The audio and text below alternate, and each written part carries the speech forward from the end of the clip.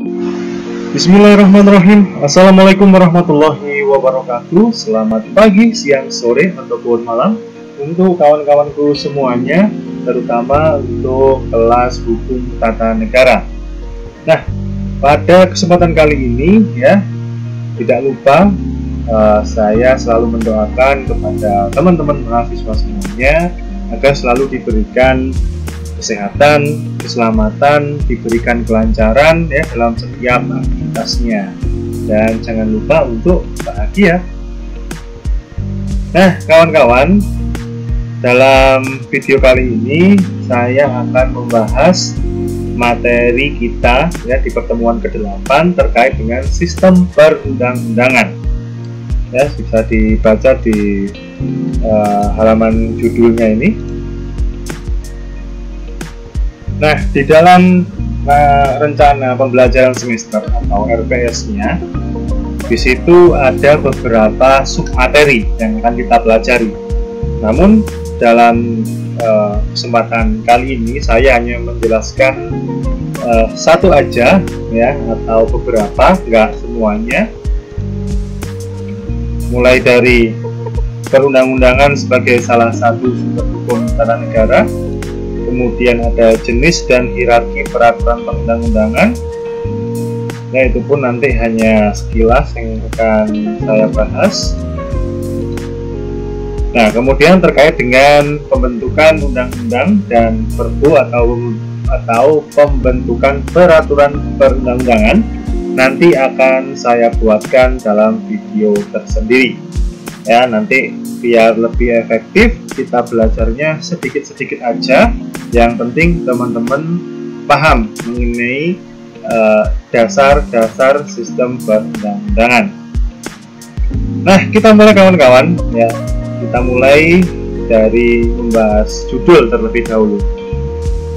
Sistem perundang-undangan. Tentunya ketika kita membahas sistem, ya, kita berkali-kali sudah membahas mengenai sistem.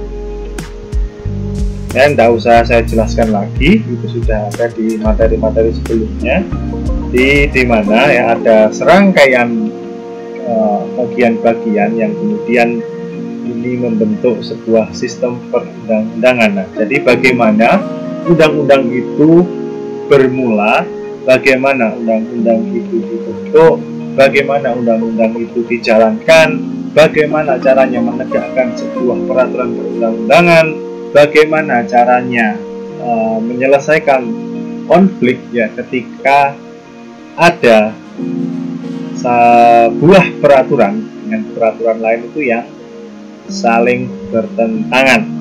Nah, seperti itu. Jadi sistem itu ruang lingkupnya sangat luas sekali ya. Ibarat kata mulai A sampai Z itu ada dibahas semua. Namun di dalam video ini kita hanya akan membahas di ranah permukaannya saja. Yang penting teman-teman bisa memahami itu. Sistem perundang-undangan. Nah, di subbab yang pertama, di situ saya tuliskan perundang-undangan sebagai salah satu sumber hukum tata negara. Sebelum lebih lanjut, saya memberikan kuis ya sebagai bahan refreshing teman-teman. Apakah yang dimaksud dengan sumber hukum? Ya, jawabannya seperti biasa, silahkan tuliskan di kolom komentar dan nanti di screenshot, dan tolong dikirimkan ke nomor saya yang belakangnya 0772 ya, 0772. Nah, nanti semua tugasnya teman-teman itu semuanya ada di situ semua, sehingga saya merekamnya bisa lebih gampang seperti itu. Oke, sumber hukum. Nah, kenapa sih perundang-undangan itu bisa menjadi sumber hukum? Nah, yang pertama itu adalah konsekuensi ya dari kita menganut sistem civil law ya, sistem yang mana dasar dari pelaksanaan setiap kegiatan bernegara ya, kehidupan bernegara itu ada di peraturan-peraturan, baik itu yang tertulis dan yang tidak tertulis. Tetapi di dalam civil law lebih kemudian lebih memprioritaskan yang tertulis ya. Namun di sini ya disclaimer-nya, kita tidak mengesampingkan sama sekali tentang peraturan yang tidak tertulis. Peraturan yang tidak tertulis itu ada dan masih eksis sampai sekarang dan masih digunakan. Oke? Tetapi kemudian untuk menjamin kepastian hukum, maka yang lebih memberikan kekuatan mengikat, kekuatan formalnya itu adalah peraturan yang tertulis. Nah, seperti itu ya. Jadi jangan sampai salah pengertian antara peraturan yang tertulis dan yang tidak tertulis. Baik, saya lanjutkan. Landasan yuridis yang mengenai sistem perundang-undangan yang ada di Indonesia itu ada di dalam Undang-Undang Nomor 12 Tahun 2011 tentang pembentukan peraturan perundang-undangan. Adapun telah dirubah pada Undang-Undang 15 Tahun 2009 ya. Itu nama sebenarnya adalah perubahan Undang-Undang 12 tahun 2011. Nggak ada tulisan perubahan pertamanya ya, itu nggak ada. Namun untuk memudahkan kita belajar, maka saya tuliskan perubahan pertamanya ya. Jadi di nomenklaturnya itu di judul Undang-Undang perubahan yang 15 2019 itu sebenarnya tidak ada kata pertamanya. Itu hanya untuk menunjukkan saja ya, untuk mempermudah kita untuk belajar. Nah, kemudian aturan pelaksananya ada di PP nomor 87 tahun 2014 dan dirubah oleh PP nomor 87 tahun 2014. Nah, sebelum Undang-Undang nomor 12 tahun 2011 ini ya, terkait dengan pembentukan peraturan perundang-undangan itu ada di dalam Undang-Undang nomor 11 tahun 2004. Nah, perbedaan yang bisa terlihat dengan jelas itu adalah pada bagian hierarkinya. Nah, ini ada kuis bayangan nih teman-teman nih. Kalau teman-teman yang suka skip pasti nggak akan ngejawab pertanyaan ini. Nah, tolong dicari ya perbedaan hierarki antara Undang-Undang nomor 12 tahun 2011 ya dengan Undang-Undang nomor 11 tahun 2004. Apa yang membedakan antara keduanya ya, terutama di soal hierarkinya.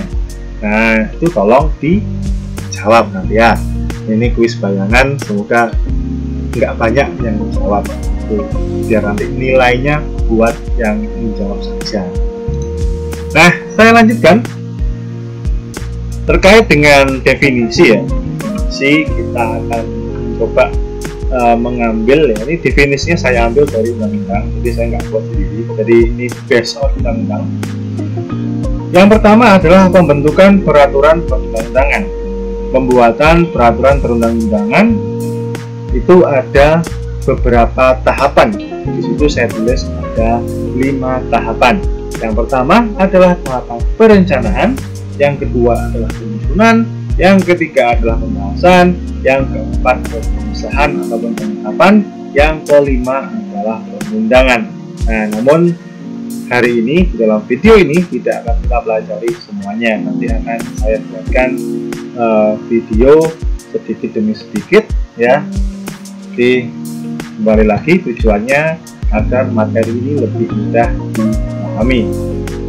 Kemudian definisi yang kedua yang saya ambil itu adalah definisi mengenai peraturan perundang-undangan, di mana peraturan tertulis yang memuat norma hukum yang mengikat secara umum dan dibentuk atau ditetapkan oleh lembaga negara atau pejabat yang berwenang melalui prosedur yang ditetapkan dalam peraturan perundang-undangan. Nah, di sini ya, yang masuk dalam kategori peraturan perundang-undangan itu adalah peraturan yang dibuat secara tertulis yang memuat norma hukum gitu ya, aturan-aturan hukum yang mengikat secara umum, ya, yang mengikat semua warga negara Indonesia, ya, tanpa terkecuali. Meskipun itu anggota DPR, itu presiden, ya, semuanya tanpa terkecuali, dan dibentuk atau ditetapkan oleh lembaga negara atau pejabat yang berwenang. Ya, jadi yang boleh membuat peraturan perundang-undangan adalah lembaga-lembaga negara yang memiliki kewenangan untuk membuatnya atau pejabat yang berwenang. Nah, jadi ini ada batasan-batasannya. Jadi gak semua orang, ya, gak semua lembaga gitu ya bisa membuat, misalkan nih, yang bisa membuat undang-undang, ya, itu adalah anggota legislatif. Nah, namun ya di sini misalkan Menteri Hukum dan Hak Asasi Manusia, ya, meskipun dia membantu presiden di dalam bidang hukum, ya, tetapi ia tidak berwenang untuk membuat undang-undang, ya, tetapi dia bisa memberikan masukan-masukan kepada presiden, ya, sebagai orang yang dibantunya. Nah, seperti itu melalui prosedur yang ditetapkan dalam peraturan perundang-undangan. Nah, prosedurnya di mana? Ya, di undang-undang ini, di Undang-Undang Nomor 12 Tahun 2011. Nah, itu adalah definisi dari peraturan perundang-undangan. Nah, lanjut kita ke jenis dan hierarki peraturan perundang-undangan, ya. Letaknya ada di pasal 7 Undang-Undang Nomor 12 Tahun 2011. Yang pertama, yang menempati kasta paling tinggi itu tentunya adalah konstitusi. Undang-Undang Dasar Negara Republik Indonesia tahun 1945. Kemudian yang kedua, ketetapan Majelis Permusyawaratan Rakyat atau TAP MPR. Kemudian yang ketiga adalah undang-undang atau peraturan pemerintah pengganti undang-undang. Nah, ini ada kuis bayangan lagi, teman-teman. Kenapa undang-undang disejajarkan dengan peraturan pemerintah pengganti undang-undang? Nah, lalu kuis bayangan yang selanjutnya, kapan peraturan pemerintah pengganti undang-undang ini muncul? Nah, dalam situasi yang seperti apa, ya? Tolong itu dijelaskan. Kemudian yang keempat adalah peraturan pemerintah. Yang kelima ada peraturan presiden. Yang keenam, peraturan daerah provinsi, dan yang ketujuh ada peraturan daerah kabupaten atau kota. Nah, di sini ya terdapat asas, ya, yang teman-teman harus pahami dan harusnya ini sudah dipelajari ketika teman-teman mendapat mata kuliah pengantar hukum Indonesia atau bahkan pengantar ilmu hukum, harusnya itu ada.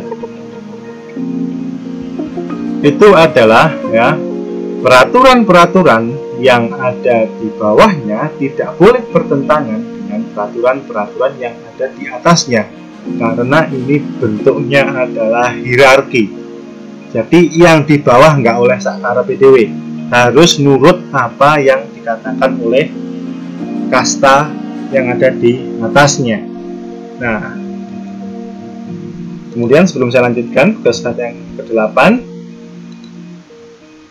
ada kuis yang kedua. Bagaimana status hukum peraturan-peraturan lain yang tidak terdapat dalam 7 jenis dan hierarki peraturan perundang-undangan tersebut? Saya lanjutkan ke slide yang ke-8. Ini melanjutkan dari slide yang ke-7 tadi, ya. Konsekuensi adanya hierarki, ya, bahwa peraturan di bawah harus mengacu pada aturan yang ada di atasnya. Yang kedua, peraturan di bawah tidak boleh bertentangan dengan peraturan yang memiliki hierarki yang lebih tinggi. Nah, ini asasnya adalah lex superiori derogat legi priori, ya. dia memiliki superioritas, sehingga dia mengesampingkan yang priori itu tadi ya. Jadi superiori itu yang atas, priori itu yang ada di bawahnya. Lanjut ke yang ke-9. Nah, ini kita mulai masuk nih. Tadi kan di slide ke-7 sudah kita sebutkan ya, mengenai hierarkinya ada 7. Sekarang kita masuk ke dalamnya ya. Kalau tadi yang paling atas itu ada Undang-Undang Dasar, kemudian ada Tap MPR ya, itu saya lewati dulu. Nah, di sini saya menuliskan mengenai undang-undang. Nah, definisi yang diatur oleh Undang-Undang Nomor 12 Tahun 2011 mengenai undang-undang itu adalah peraturan perundang-undangan yang dibentuk oleh Dewan Perwakilan Rakyat dengan persetujuan bersama Presiden. Kemudian, materi muatan yang diatur di dalam undang-undang menurut pasal 10 itu adalah yang pertama, pengaturan lebih lanjut mengenai ketentuan Undang-Undang Dasar Negara Republik Indonesia tahun 1945. Jadi undang-undang itu adalah aturan pelaksana atau penjabaran lebih teknis dari Undang-Undang Dasar ya. Oleh karena itu, sebetulnya Undang-Undang Dasar tidak boleh mengatur hal-hal yang sifatnya itu spesifik. Nah, ini harus diatur secara umum. Kemudian yang kedua, materi muatannya, perintah suatu undang-undang untuk diatur dengan undang-undang. Nah, misalkan nih ada contohnya adalah kewenangan ya. Ada di dalam undang-undang tertentu yang kemudian mengatur kewenangan dari sebuah lembaga akan diatur di dalam undang-undang tersendiri. Nah, itu merupakan contoh dari perintah dari undang-undang untuk diatur dengan undang-undang yang lainnya, seperti itu. Kemudian yang ketiga adalah mengenai pengesahan perjanjian internasional tertentu. Nah, contohnya ini adalah kayak kita meratifikasi sebuah perjanjian internasional. Nah, di kuis bayangan selanjutnya silahkan teman-teman coba cari kira-kira Indonesia itu sudah meratifikasi perjanjian apa saja. Kemudian lanjut yang keempat, materi muatan dari undang-undang itu adalah tindak lanjut atas putusan Mahkamah Konstitusi dan atau pemenuhan kebutuhan hukum dalam masyarakat. Nah, yang D. Yang keempat kita bahas terlebih dahulu, tindak lanjut atas putusan Mahkamah Konstitusi. Nah, salah satu kewenangan dari Mahkamah Konstitusi adalah menguji undang-undang terhadap Undang-Undang Dasar Negara Republik Indonesia tahun 1945. Nah, jika kita hubungkan dengan poin keempat materi muatan ini tadi adalah ketika putusan Mahkamah Konstitusi itu sudah diputuskan, sudah inkrah ya harusnya sudah inkrah, karena Mahkamah Konstitusi itu adalah berwenang mengadili di tingkat pertama dan terakhir ya, nggak ada banding, nggak ada kasasi, nggak ada peninjauan kembali seperti halnya di Mahkamah Agung.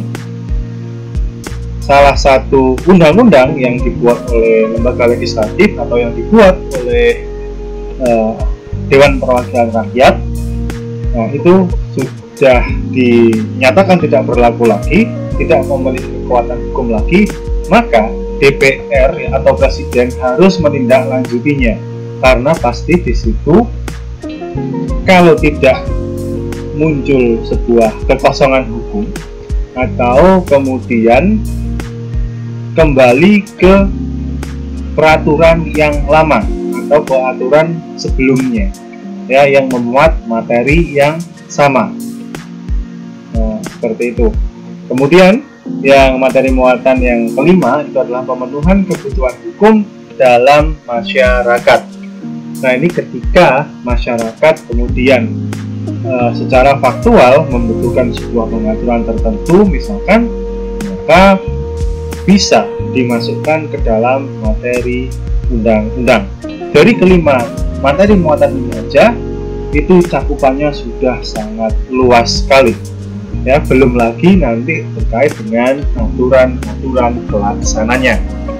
Nah, kita beralih ke kasta di bawahnya, ya, terkait dengan materi muatan peraturan yang lain. Nah, di sini itu yang pertama ada Perpu, peraturan pemerintah pengganti undang-undang. Materinya sama dengan materi muatan undang-undang. Iyalah sama, karena posisinya aja sejajar gitu kan, setara.